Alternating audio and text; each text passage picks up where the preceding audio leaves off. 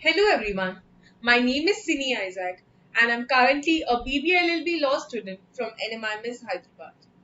The topic which I'm going to cover today is stages of crime as mentioned in IPC. Generally, the term criminal law refers to substantive criminal law. Substantive criminal law states crime and decides punishment. In contrast, criminal procedure describes the process by which court enforces criminal law. Example, the law which prohibits murder is substantive criminal law. In this video, we will be looking at the various stages of crime.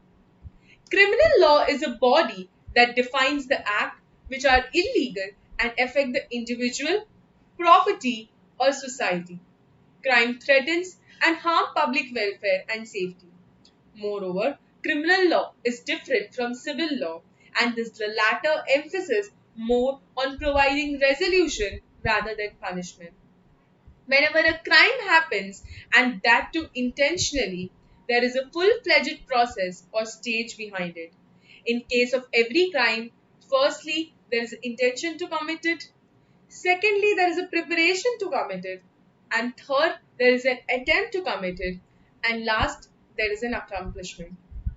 Many jurists has defined crime in their own way by which they could define. Some of the examples are Blackstone defined crime as an act committed or omitted in violation of the public law rather forbidding or commanding it.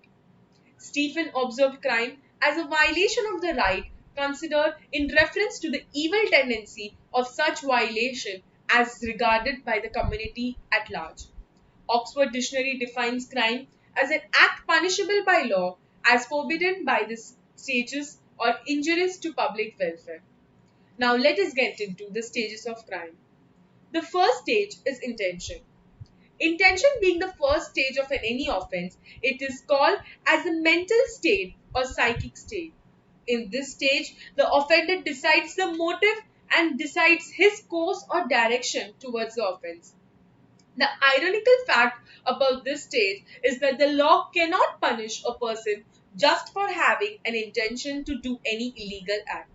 Moreover, being a mental concept, it is very difficult to judge a person possesses any intention just by having an intention will not constitute an offense. Second is preparation. Preparation being the second stage, it means to arrange the necessary resources for the execution of the intentional crime act. Intention and preparation alone are not enough to constitute a crime.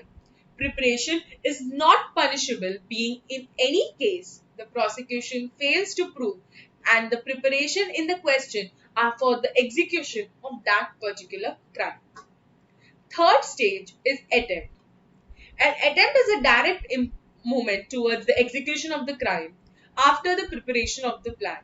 According to the law, a person is guilty of an attempt to commit an offense if he or she does an act which is more than simply a preparatory to the commission of an offense.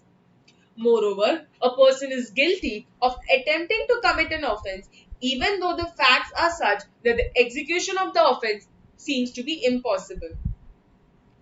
There are various tests laid down by the court to simply say that attempt of committing an offense begins where the preparation to commit comes to an end. It is difficult to find out where one ends and the other begins. To resolve this riddle, the courts have laid down various rules. The first test is the proximity test. The proximity rule states that in order to be distinguished as an attempt to commit an offense, it is necessary that there should be a direct connection between the preparation done and the act that were tried to be accomplished. There should not be a remote connection between the two. The second is equivocal rule. A continuation to the proximity rule, it states that if what is done indicates unequivocally and beyond the intention of the doer to accomplish the criminal object, then he is liable for attempt under section 511. The fourth is accomplishment.